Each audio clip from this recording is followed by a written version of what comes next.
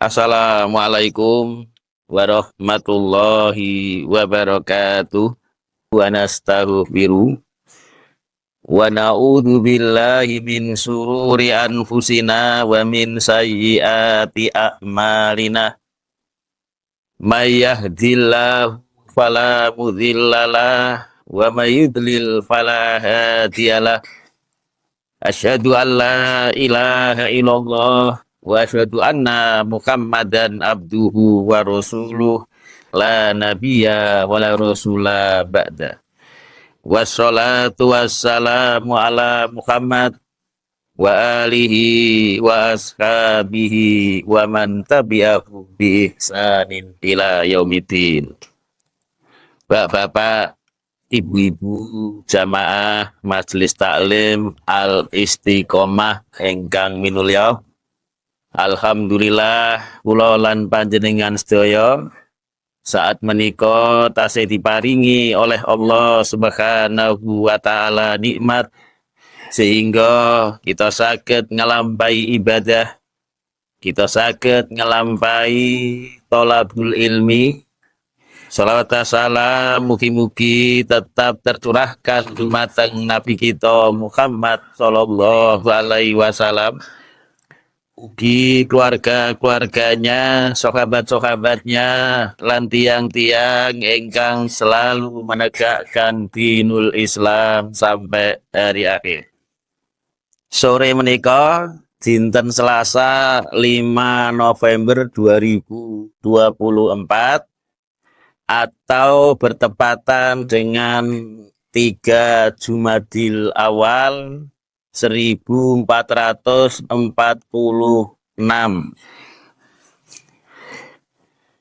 Lan niki tanggal 3 Jumadil Awal niki sedaya sama KHGT, kalender Hijriyah Global Tunggal, atau Wujudul Hilal, atau Mabim, yaitu Menteri Agama Brunei, Indonesia, Singapura, Malaysia.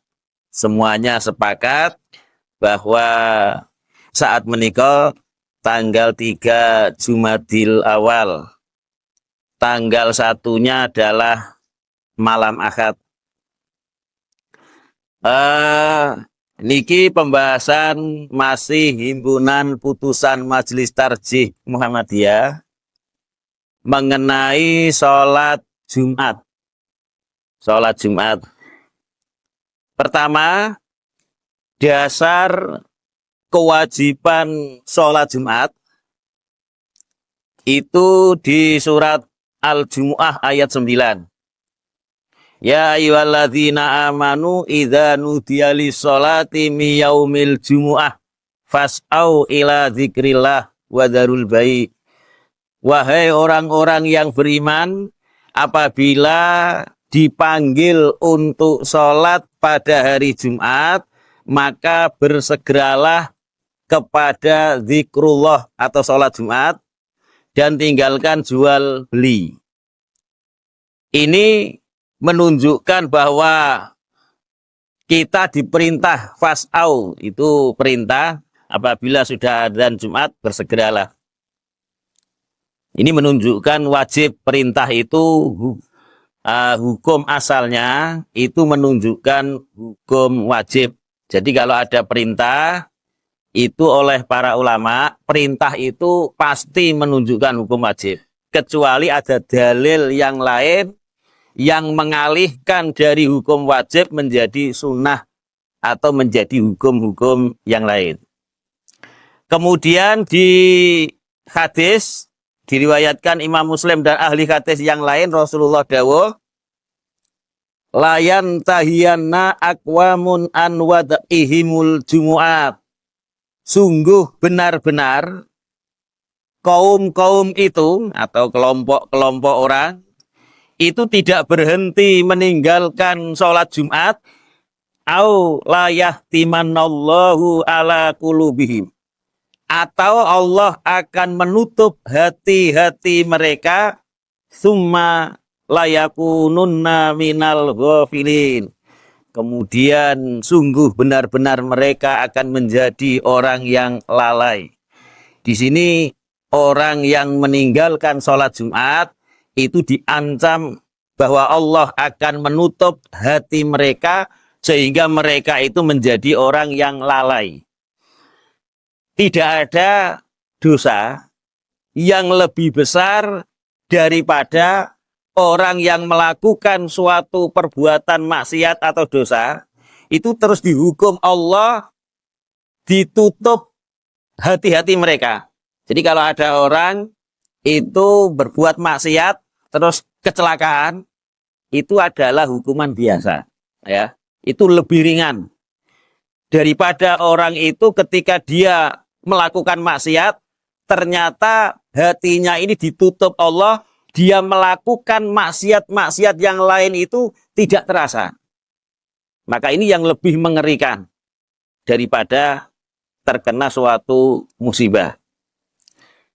Kemudian di hadis yang lain disebutkan dengan bunyi, kalau mereka tidak meninggalkan perbuatan mereka, yaitu meninggalkan sholat Jumat, kok masih tetap meninggalkan sholat Jumat, la uharriqonna buyutahum. Sungguh benar-benar aku akan membakar rumah-rumah mereka. Jadi ini menunjukkan bahwasanya sholat Jumat itu hukumnya wajib. Kemudian di hadis yang lain, al-jumu'atu haqqun wajibun ala kulli muslim fi jamaah illa arba'ah.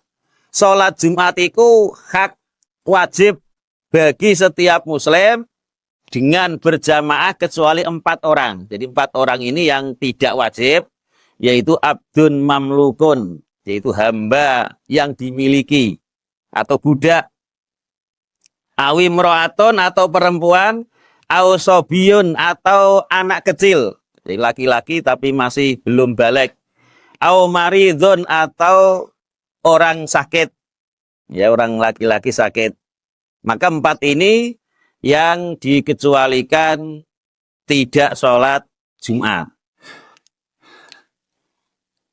Nah ini ulama sepakat, ya ulama sepakat sholat Jumat itu hukumnya wajib.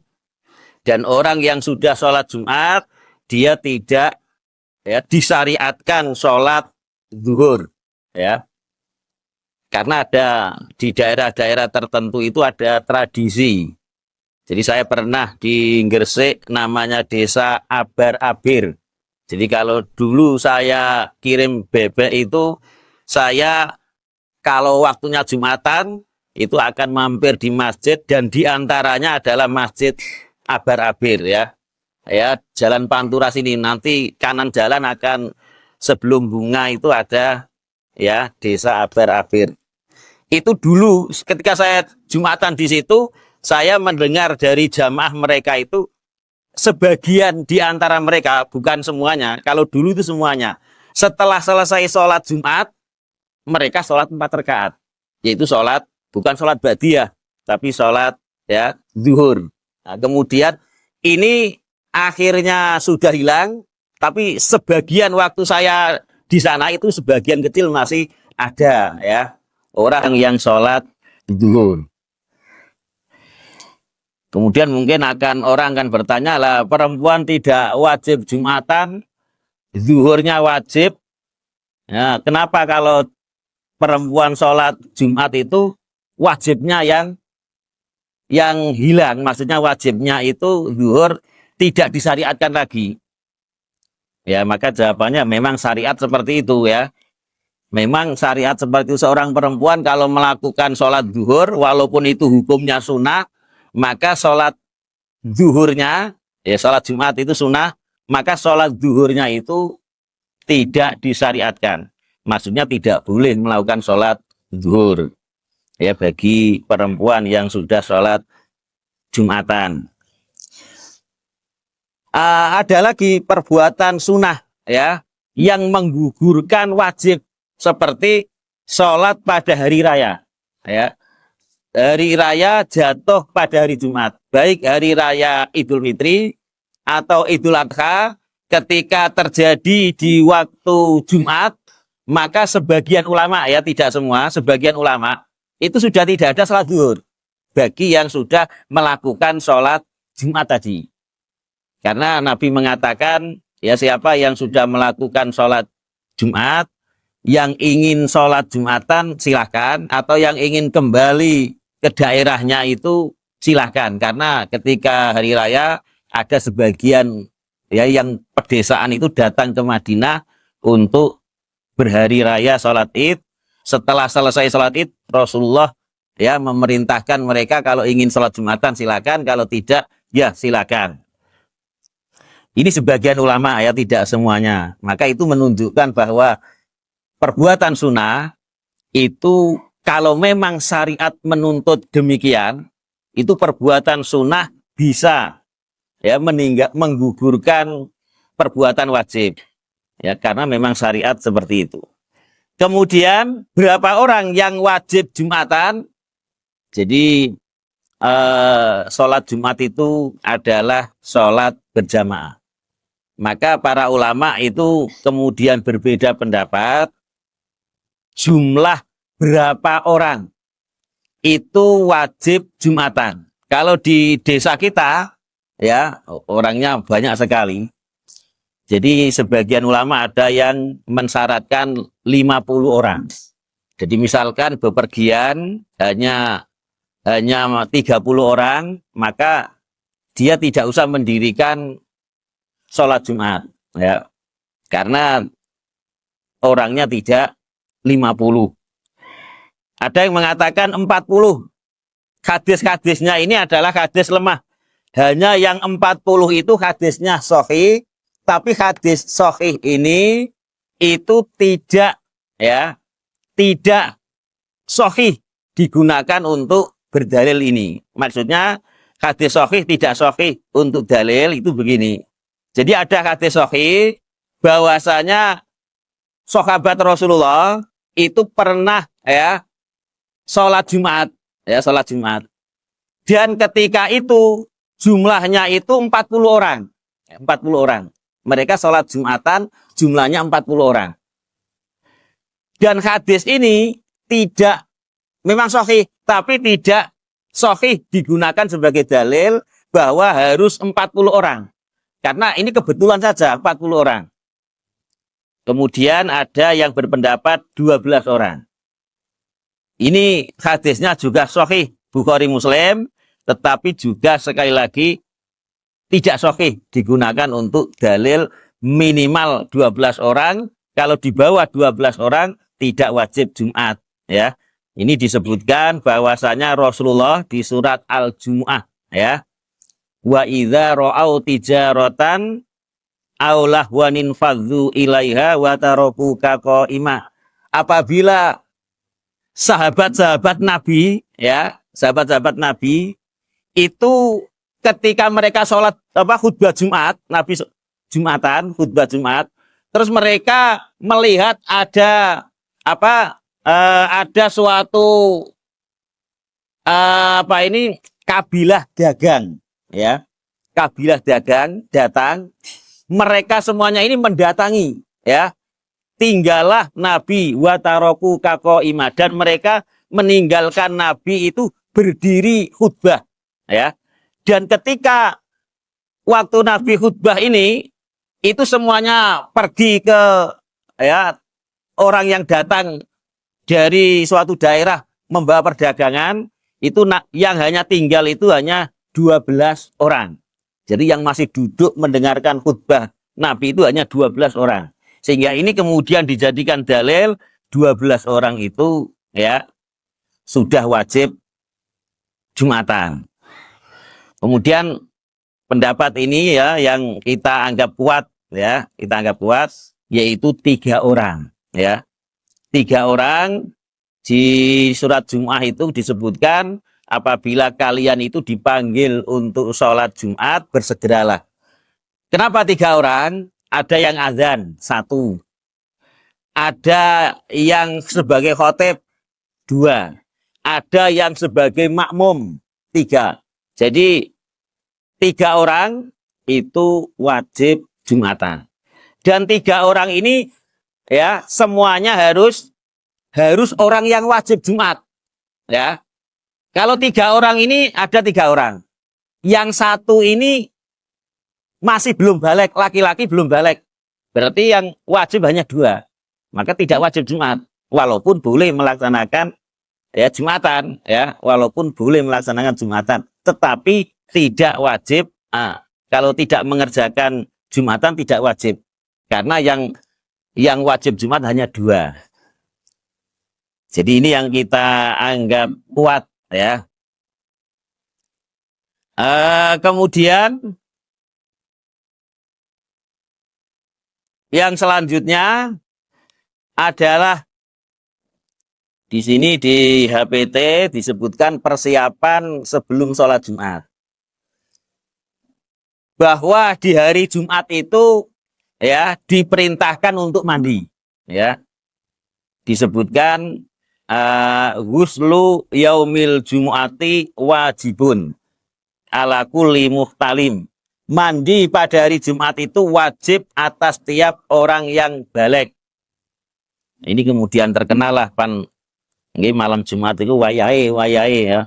Nah, karena mandi ya dikira padahal tidak ada dalilnya, ya. Jadi tidak ada dalilnya malam Jumat itu wayahe atau sunnah Rasul. Tidak ada dalilnya. Yang dalilnya ada itu mandi wajib Jumat. Ini mandi wajib Jumat itu beda dengan mandi wajib janabat, ya. Beda. Sama-sama wajibnya. Jadi hari Jumat itu wajib mandi, ya.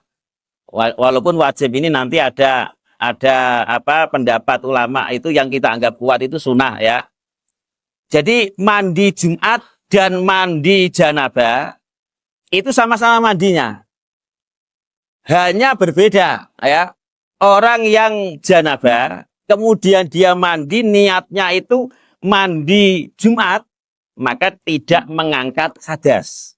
Karena mandi Jumat itu tidak mengangkat hadas. Orang yang mandi junub, ya, mandi junub tanpa wudhu, mandi junub itu, ya, yaitu mengalirkan air ke semua, ya, ke semua badan. Kalau misalkan panjenengan ten kolam renang, pas junub, langsung renang niat mandi junub, bisa, ya, bisa. Nah, setelah mandi ini kan nggak wudhu. Setelah mandi junub, kemudian dia sholat tanpa wudhu, itu sah, ya. Karena banyak hadis menyebutkan Nabi itu mandi junub, ya, dia ini tidak wudhu lagi. Kemudian ada sahabat begini, setelah mandi junub, dia wudhu. Maka dikatakan oleh Nabi, kalau ingin wudhu, ya, itu wudhunya sebelum mandi. Kalau ingin wudhu, ya. Bukan wudhunya itu setelah mandi.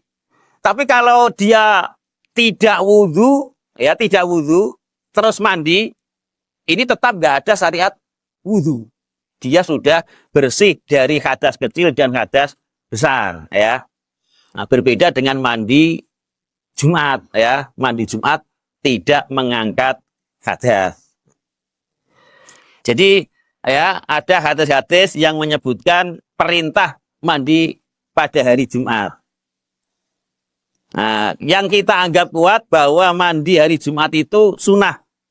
Ya, karena disebutkan di dalam hadis, siapa yang mandi pada hari Jumat, maka siapa yang wudhu pada hari Jumat, ya, wudhu saja, kemudian berangkat Jumatan, maka itu bagus. Wa manih tasala fahuwa afdal. Dan siapa yang mandi itu lebih afdal. Jadi mandi itu lebih afdal, wudhu itu sah, ya. Jadi sah. Hanya yang afdal adalah wudhu. Mandi, ya. Kemudian persiapan sebelum sholat Jumat ini pertama mandi, kedua memakai pakaian terbaik, ya. Disebutkan di hadis wala bisa min ahsani siyabih, dan Nabi itu memakai pakaian yang paling bagus dari pakaian Nabi. Nah, paling bagus ini ada yang mengatakan bahwa pakaian paling bagus itu ya putih. Ya, karena di hadis yang lain itu disebutkan ya ilbasu min siyabikumul bayad. Pakailah, berpakaianlah dari pakaian kalian yang putih. Fa innaha min khairi siyabikum. Karena sesungguhnya sebaik-baik pakaian kalian itu adalah yang putih. Sehingga ulama ada yang menafsirkan memakai pakaian yang paling baik itu ya putih, ya. Ada yang mengatakan paling baik itu ya paling bagus. Bukan putih tapi yang paling bagus. Jadi wallahu alam ya kita pakai yang bagus, ya. Lebih-lebih putih juga bagus. Kemudian di hari Jumat ini yang bersegera berangkat ke masjid. Disebutkan di dalam hadis Rasulullah riwayat Bukhari Muslim. Siapa yang mandi pada hari Jumat, ghuslal janabah seperti mandi janabat. Maksudnya mandi janabat itu adalah air ini dikenakan kepada seluruh anggota badan. Kemudian setelah mandi dia berangkat Jumatan, fakaan nama koroba badanah, maka seolah-olah dia ini berkorban seekor unta. Jadi di dalam berangkat pada hari Jumat itu ada 5 waktu. Yang berangkat di waktu pertama itu seolah-olah dia berkorban seekor unta. Kemudian waman roha fis saati tsaniyah, siapa yang berangkat di waktu yang kedua, fakaan nama koroba bakoroh, seolah-olah dia ini berkorban seekor sapi. Siapa yang berangkat di waktu ketiga, fakaan nama koroba kabesan, maka dia seolah-olah berkorban seekor kambing, ya. Siapa yang berangkat di waktu keempat, fakaan nama koroba dajajah, seolah-olah dia berkorban ayam, ya. Kemudian siapa yang berangkat di waktu yang kelima, maka seolah-olah dia berkorban sebutir telur. Fa'idha khorojal imam, maka apabila imam itu sudah keluar, maksudnya mau naik mimbar, khadharatil malaikah, malaikat kemudian mendatangi, yastami'una dzikr, malaikat mendengarkan zikir. Jadi di sini berangkat sholat Jumat itu sebelum batas yang kelima, waktu yang kelima yang terakhir, ya, tidak ada waktu keenam. Waktu kelima yang terakhir ini berbatasan dengan imam naik mimbar. Kalau imam naik mimbar, waktu kelima sudah habis. Hanya yang diperselisihkan ulama itu waktu yang pertama ini kapan? Tidak disebutkan. Ada yang mengatakan waktu kelima ini dimulai terbit fajar atau subuh, ya. Waktu yang pertama, ya. Waktu yang pertama itu dimulai terbit fajar atau pas adzan subuh. Adzan subuh. Ada yang mengatakan terbit matahari. Ya, yang pertama, tapi saya kira yang lebih kuat adalah terbit matahari. Kenapa? Karena ini pendapat Syekh Utsaimin, beliau mengatakan kalau terbit fajar itu manusia disibukkan sholat subuh. Jadi dia berangkat itu adalah menunaikan sholat subuh. Maka ketika terbit matahari tidak ada ibadah yang lain di dalam masjid. Maka inilah pendapat yang kita anggap kuat, bahwa waktu yang pertama itu dimulai terbit matahari, ya. Mungkin sekarang jam 5:30 atau ya kurang lebih jam 5:30. Nah, waktu pertama sampai habis ini berapa menit, ini juga tidak ada penjelasan, ya. Atau kemudian waktu kedua sampai kapan, waktu ketiga sampai kapan, juga tidak ada penjelasan. Ya, mudah-mudahan waktu pertama ya panjang sekali sampai jam berapa, ya. Jam 11 atau jam berapa, itu pertama semuanya. Kemudian yang kedua hanya berapa menit, ya. Ya walam ya, cuma kita hanya diberitahu waktu pertama seperti berkorban unta, kedua sapi, ketiga kambing, keempat ayam, kelima adalah telur. Kemudian ya ada sebagian orang itu salah memahami hadis ya. Jadi pertama begini. Dan ini banyak sekali ya, sehingga sampai menimbulkan marah. Marah itu begini, kalau ada orang datang, walaupun saya tidak menganjurkan datang setelah azan, ya, kita hanya berbicara sebagaimana dalil. Itu kadang-kadang ada orang itu sangat membenci orang yang datang di waktu Jumatan itu ketika azan, ketika imam sudah naik mimbar ya. Kemudian dia datang, atau bahkan di tengah-tengah khutbah itu dia datang, ya. Ini keliru, ya. Pernah terjadi karena saking marahnya, ya, sebagian khotib itu membuat inisiatif, ya. Dicepetno, ya, dicepetno. Jadi, ya, itu ijtihad, ya, mungkin, tapi ya, dicepetno. Kira-kira saya waktu itu tidak di sini ya, tidak berada di sini ya, jadwal di luar. Saya hanya keringi hebohnya. Banyak sekali orang itu ya. Jadi takmir yang gremeng. Gremengnya apa? Kotak masjid itu saiki ya. Jangankan separuh, jauh sekali. Kenapa? Orang itu banyak yang datang ke sana ya, datang ya. Kemudian ini sudah komat. Bahkan dari rumah sudah komat. Pokoknya kalau datang di masjid itu sudah selesai sholatnya, itu banyak yang ke masjid utara, ya, banyak yang ke masjid utara. Karena saking cepet. Nah, karena kenapa kok cepat? Ingin membuat pelajaran supaya datang itu di awal, ya, di awal, sangat awal sekali. Barangkali juga ada yang salah memahami begini. Ya, di hadis yang lain itu begini, ya, di hadis riwayat Bukhari Muslim, apabila hari Jumat, ya, karena ala kulli babin min abwabil masjid al malaikah. Di tiap-tiap pintu masjid itu ada malaikat. Panjenengan nek Jumatan semrap malaikat ten pintu-pintu masjid. Mboten semrap ya. Nek panjenengan mboten memakai kacamata hadis ya, ini memang betul semerap. Sebagaimana tiang itu nek terkena rabun ya, kemudian dia tidak memakai kacamata, dia tidak akan bisa melihat. Nah, memang ini hal gaib. Kita meyakini ya, kita melihat dari kacamata hadis bahwa ada malaikat di tiap-tiap pintu masjid. Yaktubunal awwala fal awwal. Malaikat ini mencatat yang datang pertama, kemudian setelahnya. Fa idza jalasal imam, apabila imam itu telah duduk di atas mimbar, tawawus suhuf, malaikat ini kemudian melipat catatannya.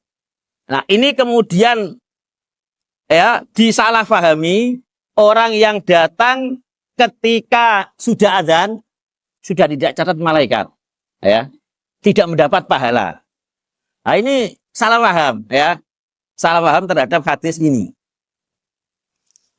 Hadis ini itu sama dengan hadis yang kita sebutkan tadi, yaitu malaikat itu mencatat yang datang di waktu pertama seolah-olah korban unta, yang datang waktu kedua sapi, yang datang waktu ketiga kambing, yang datang waktu keempat ayam, yang datang waktu kelima telur.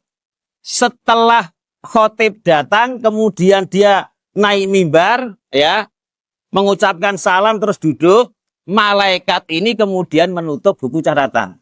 Kemudian dikira ya bahwa orang yang datang ketika itu, setelah itu ya, itu sudah tidak dicatat. Tidak catat mendapat pahala Jumat. Nah, ini kadang-kadang sering salah paham. Tidak ada satupun ulama yang berpendapat seperti itu. hadis ini ya, hadis ini itu menunjukkan oleh para ulama ada malaikat yang menutup catatan ini adalah malaikat khusus yang mencatat fadhailul a'mal. Maksudnya keutamaan datang di waktu pagi-pagi ya sebelum adzan.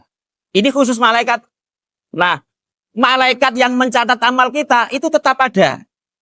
Maka orang yang datang ya di dalam Ibnu Hajar Al-Asqalani, orang yang datang ketika azan Jumat ya, dia mendapat pahala mendengarkan khutbah Jumat. Dia mendapatkan pahala sholat tahiyatul Jumat, tahiyatul masjid. Dia mendapat pahala Jumatan. Dia mendapat pahala sholat ba'diyah kalau dia lakukan. Dia mendapat pahala zikir setelah sholat. Jadi malaikat pencatat amal kita itu mencatat terus. Dan yang menutup ini itu adalah malaikat pencatat keutamaan datang berpagi-pagi di waktu Jumatan. Nah, ini didukung oleh dalil-dalil yang lain. Ya, misalkan begini. Jadi hadis ini kan lengkapnya itu begini. Malaikat setiap Jumat itu ada di pintu-pintu masjid mencatat yang pertama, yang kedua, yang sampai waktu yang kelima. Ya, setelah itu dia selesai. Kalau khotibnya sudah duduk di atas mimbar selesai. Ini malaikat fadhailul a'mal. Kemudian dalil yang mendukung bahwasanya orang yang datang setelah khutbah Jumat itu ya, bahkan dia datang ketinggalan 1 rakaat ya, dia mendapat sholat Jumat secara sempurna. Ya, misalkan dalil ya pertama di surat Al-Jumu'ah ya, Al-Jumu'ah ayat 9 sampai 10. Minum rien. Bismillah.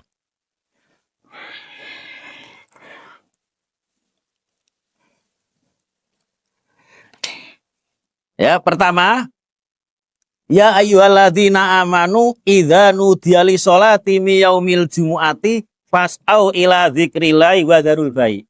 Wahai orang-orang yang beriman, apabila dipanggil untuk sholat pada hari Jumat, panggilan sholat di hari Jumat, ya, ini adalah azan, ya, nggak ada panggilan sholat itu selain azan, ya, azan Jumat. Ayat ini ketika kamu itu berada di rumah, atau di pasar, atau di jalan, atau dimanapun, ketika sudah mendengar azan Jumat, maka bersegeralah untuk zikrullah, untuk sholat Jumat. Ayat ini kalau dipraktekkan, berarti ketika ada azan, orang itu masih di rumah. Orang itu masih di pasar. Orang itu masih di jalanan keperluannya masing-masing. Ya. Nah, ketika ada azan, mereka baru datang ke masjid. Berarti ketika dia datang ke masjid, kira-kira ya barangkali mungkin di tengah-tengah khutbah atau bahkan sudah sholatnya. Nah, apa kata Al-Quran selanjutnya surat Al-Jumu'ah? Fa idza qudiyatis shalah, maka apabila sholat telah dilaksanakan, orang yang datang itu dia mulai azan dari rumah, kemudian dia ini sampai masjid ya, sampai masjid dan mengerjakan sholat Jumat, baik itu datang ke masjid itu pas masih khutbah ataupun sudah sholat ya, maka dikatakan oleh Al-Quran fa idza qudiyatis shalah, maka apabila sholat Jumat itu telah dilaksanakan, orang itu dianggap telah melaksanakan sholat Jumat ya. Ini Al-Quran. Ini bukan berarti sekali lagi menyuruh orang itu supaya hadir itu setelah azan, bukan ya. Kita hanya memberikan suatu fakta yang sebenarnya datang sebelum azan itu pahalanya besar, datang setelah azan itu juga dapat pahala. Ya, pahala besar walaupun kalah dengan yang datang pertama. Sebagaimana kalau ada orang itu dia menganjurkan orang untuk berbuat baik kepada orang tua, ya. Kemudian dia mengambil contoh hadis tentang Alqamah, bahwa hadis Alqamah itu hadis lemah. Maka para ulama, kita tidak memerlukan, ya, supaya orang berbakti itu kepada orang tua dengan mengambil suatu hadis yang lemah. Banyak sekali hadis-hadis yang sahih. Demikian juga kita menganjurkan orang itu datang di awal, ya, bukan berarti dengan menakuti setelah datang, setelah azan ini dia tidak dapat pahala. Ya. Jadi kita memberikan suatu fakta, kenyataan yang sebagaimana Al-Qur'an dan hadis itu mengisyaratkan, ya. Jadi Al-Qur'an mengatakan orang yang datang, yang di rumah itu masih adzan atau di pasar masih adzan baru berangkat, itu dikatakan fa idza qudiyatis shalah. Maka apabila dia telah melaksanakan sholat, ini berarti sholatnya sah, ya. Itu pertama. Yang kedua, ya. Yang kedua, man adroka rok'atam minas sholah faqad adrokas sholah. Siapa yang mendapatkan satu rakaat dari suatu sholat, faqad adrokas sholah, maka sungguh dia mendapati sholat tersebut. Maksudnya begini, siapa yang mendapat satu rakaat sholat berjamaah zuhur, satu rakaat, maka dia telah mendapatkan pahala sholat berjamaah zuhur. Ya. Satu rakaat itu apa? Yaitu di rakaat keempat pas ruku. Ya. Ini kalau sholat zuhur. Di rakaat keempat panjenengan datang, panjenengan takbir, Allahu Akbar, imamnya ruko, panjenengan tumut ruko, ini rakaat keempat, itu dikatakan sungguh panjenengan mendapatkan pahala sholat duhur secara berjamaah. Kemudian di hadis yang lain, ini hadis sungguh mendapati, ya, siapa yang mendapati satu rakaat dari suatu sholat apa saja, maka sungguh dia mendapatkan sholat tersebut. Cek sholat maghrib, zuhur, asar, ya, isya, atau jumatan. Siapa yang mendapati satu rakaat, maka dia mendapatkan pahala jumatan. Di hadis yang lain, lebih khusus lagi disebutkan, man adroka rok'atan min sholatil jum'ah. Siapa yang mendapati satu rakaat dari sholat Jumat, ya, faqad adrokas sholah, maka sungguh dia mendapati, dia memperoleh pahala sholat Jumat. Nah inilah dalil-dalil. Makanya tidak ada ulama itu yang berpendapat, ya, bahwasanya setelah datang setelah adzan, ya, atau bahkan datang khutbah itu selesai, kemudian dia tidak mendapatkan pahala sholat Jumat, tidak ada. Makanya tidak ada pendapat kedua. Kalau ada pendapat kedua kita akan menyebutkan. Maka kita mengatakan orang yang mengatakan tidak mendapat pahala ketika datang setelah adzan itu adalah salah memahami hadis, bukan pendapat kedua, tidak. Ya ini, ya. Maka hanya ulama berbeda pendapat. Kalau orang itu dia datang, itu ternyata imamnya itu sudah mungkin duduk tasahud akhir, ya, di sholat Jumat.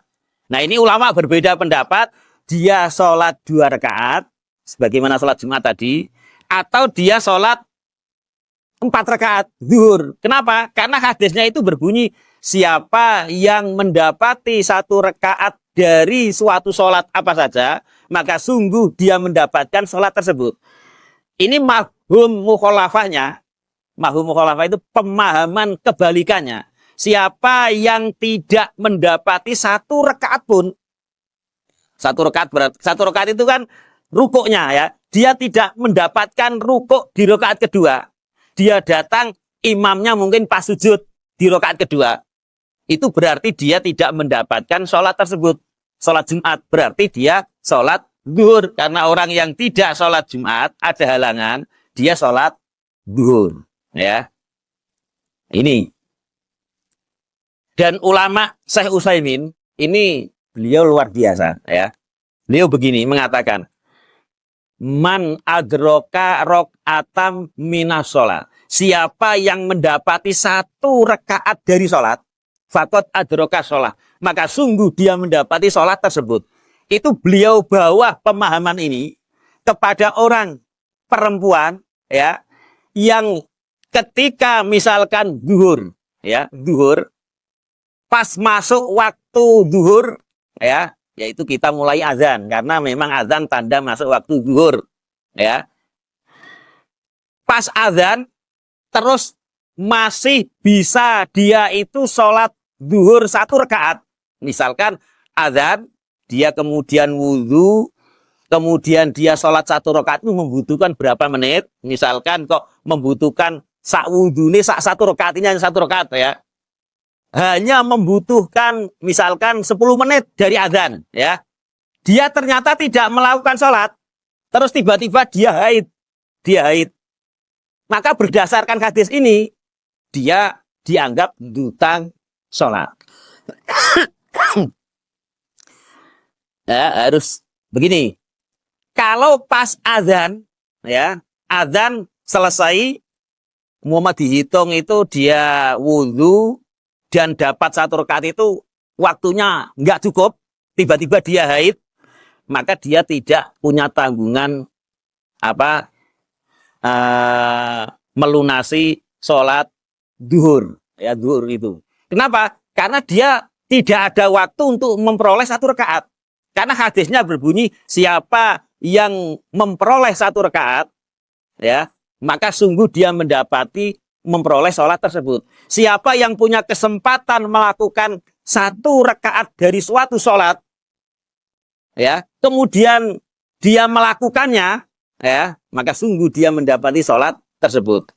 Sebaliknya ketika ada orang punya kesempatan 1 rakaat, dia tidak gunakan, tiba-tiba haid, maka dia dianggap itu seolah-olah dia memperoleh sholat tersebut. Berarti dia hutang. Itu Syekh Utsaimin itu punya pemahaman seperti itu. Man adroka rok'ata minas sholat, fakot adroka sholat. Siapa yang mendapati 1 rakaat, punya kesempatan wudhu dan sholat 1 rakaat, ya, kemudian dia tidak melaksanakannya, setelah itu datang haid, maka dia dianggap hutang. Tapi kalau haidnya itu datang ketika pas azan, ya, maka dia tidak punya hutang. Jadi orang yang datang ketika tasahud akhir pada sholat Jumat, itu ulama berbeda pendapat. Jumhur ulama itu mengatakan dia sholat zuhur. Jadi ketika imam salam, dia berdiri, kemudian melakukan sholat 4 rakaat. Imam Abu Hanifah, beliau mengatakan, ya, beliau berdasarkan hadis begini, ya, apabila kalian datang ke masjid itu jangan lari-lari, ya. Kari gak apa-apa. Jangan lari, tenang.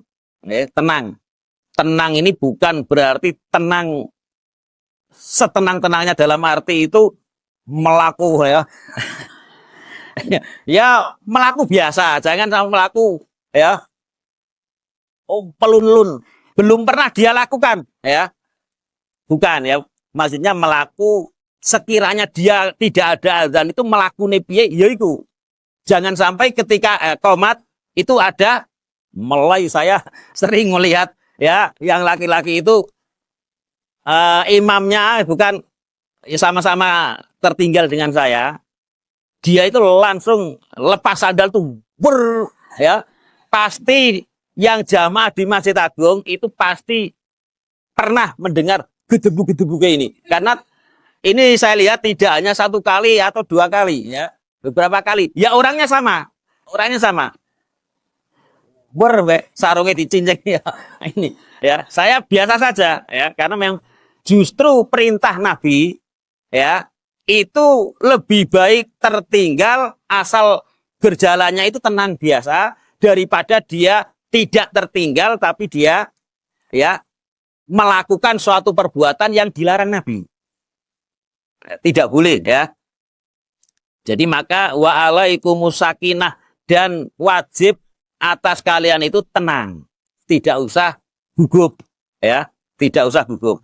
Maka kata Nabi, fama adraktum fasollu, apa yang kalian dapati, ya, ya kalian sholat, wama fatakum faatimu, dan apa yang luput dari kalian ya sempurnakan. Misalkan luput tertinggal berapa rakaat, ya, kalau tertinggal 4 rakaat, misalkan menangi sujud akhir, ya nanti 4 rakaat ya dilakukan. Atau bahkan tidak menangis sama sekali, ya sholat, cari yang masbuk kalau ada, kalau tidak ada ya sholat sendiri. Karena kita memang semampunya, ya. Jadi ya tidak boleh lari-lari. Setelah itu ini masih ya pembahasan tentang persiapan ke sholat Jumat. Sholat tahiyatul masjid walaupun imam sedang khutbah. Bismillah.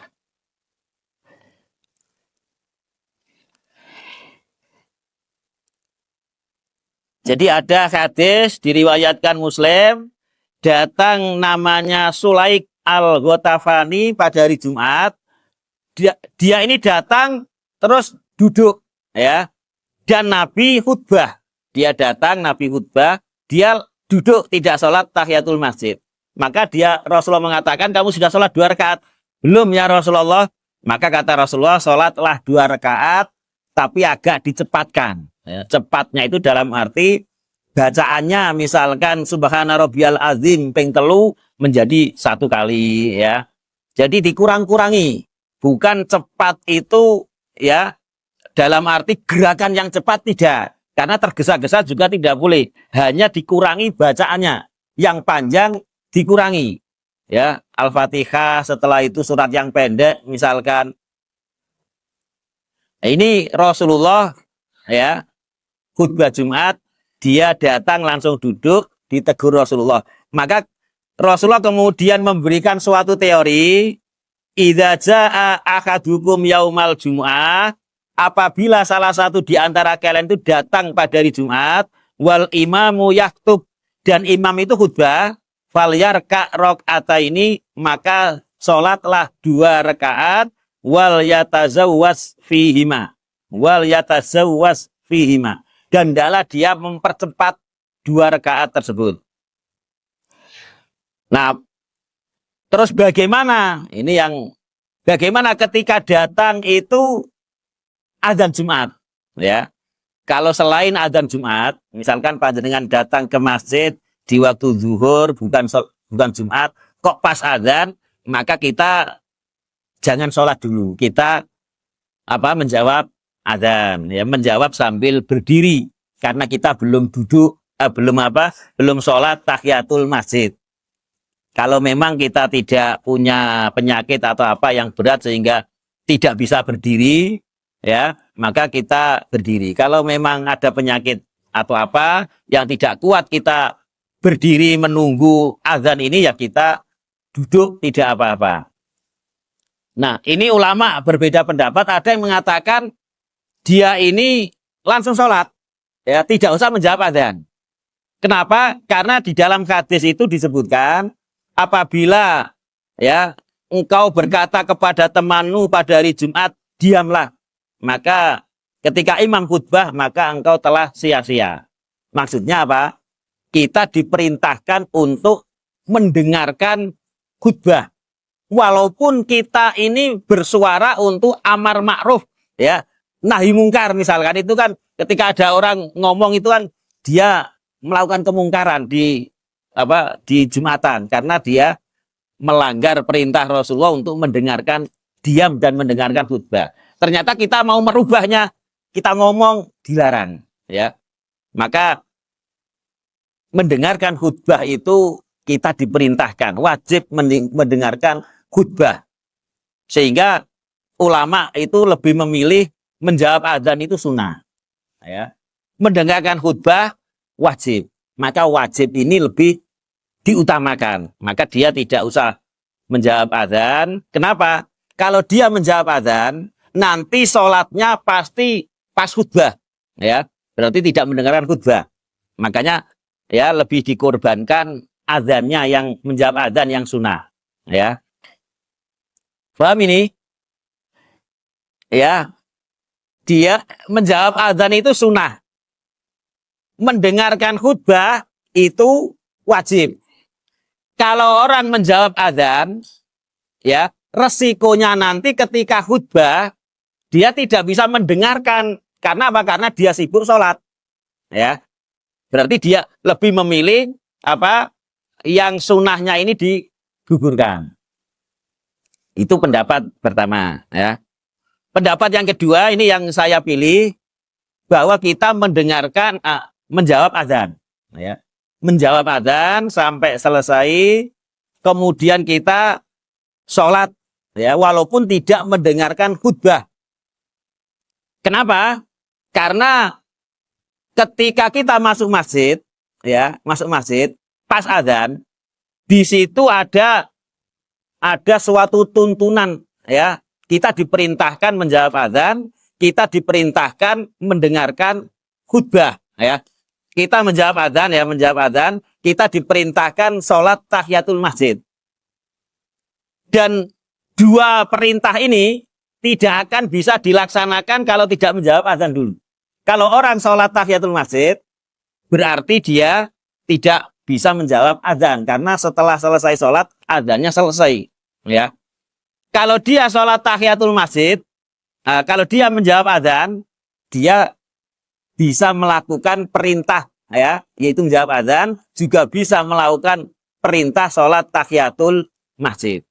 Walaupun sholat tahiyatul masjid ini menyita sekian menit, hanya mungkin 1 menit, 2 menit dari mendengarkan khutbah. Dan ini juga terjadi ketika orang datang pas Nabi khutbah, orang itu juga diperintahkan untuk sholat tahiyatul masjid. Sebagaimana Sulaik ini. Ya, Sulaik datang pas khutbah, Nabi khutbah, dia duduk. Mungkin dia berpikir sholat tahiyatul masjid sunnah. Mendengarkan khutbah wajib. Maka dia meninggalkan yang sunnah untuk melakukan yang wajib. Ternyata ditegur Rasulullah. Ya, jadi tidak semuanya yang wajib itu, ya, diutamakan daripada yang sunnah. Kenapa? Ya, harus sesuai dengan syariat. Orang yang datang di waktu khutbah Jumat, maka dia menurut syariat diperintahkan sholat tahiyatul masjid, walaupun itu sholat sunnah, dan meninggalkan mendengarkan khutbah walaupun itu wajib. Ya, karena memang itu sudah ada nasnya. Maka ini yang kita pilih, ya, kita pilih, walaupun kita tidak memungkiri ada pendapat yang kedua tadi, yaitu langsung sholat, ya, tidak mendengarkan atau menjawab azan. Yaitu perbedaan pendapat. Yang salah adalah yang berdiri saja tanpa mendengarkan mendengarkan ini azan, menjawab azan, hanya diam saja, mungkin melihat keadaan, ya. Ini yang salah, ya. Ini sudah hampir kurang 8 menit, ya, tapi masih banyak ini, ya. Apa ada yang tanyakan atau dilanjutkan ini? Ya, orang ada yang, ya, ini dari kiai, ya, bahwasanya perempuan apabila tidak ikut jumatan, ya, maka di rumah tetap sholat 2 rakaat. Ya, pertanyaannya. Ya, itu tidak ada dalil sedikit pun, ya, tidak ada dalil sedikit pun. Bahkan para ulama, ya, para ulama tadi kita sebutkan, kalau tidak mendapat 1 rakaat, datang ke masjid, terus dia ini imamnya itu sudah sujud rakaat kedua, maka dia tidak mendapat 1 rakaat. Karena dia tidak mendapat 1 rakaat, jumhur ulama itu dia sholat zuhur, sholat 4 rakaat. Demikian juga ini disepakati para ulama, perempuan, anak-anak orang yang sakit itu sholat duhur semuanya, ya, sholat duhur semuanya. Maka yang sholat Jumat itu adalah yang ya ke masjid atau orang yang dia ini melaksanakan sholat Jumat yang sudah jumlahnya 3, ya, maka dia juga harus sholat Jumat dan itu ada khutbahnya. Jadi tidak benar, ya, tidak benar. Tidak ada satupun kita jumpai ulama dan tidak ada dalil, ya.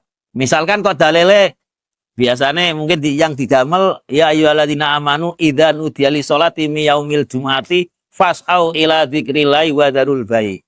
Kita lihat ini tidak ada sangkut pautnya, ya. Wahai orang-orang yang beriman, apabila dipanggil pada hari Jumat bersegeralah untuk zikrullah. Zikrullah ini adalah datang ke masjid, ya. Bukan zikrullah itu kemudian ya di rumah sholat 2 rakaat, tidak. Kemudian yang kedua tentang orang ya yang rame, ya itu jelas sudah, ya, ulama sepakat. Bahkan di hadis yang lain, siapa yang dulanan pasir ketika khutbah itu sia-sia. Fakot lagau, sungguh sia-sia.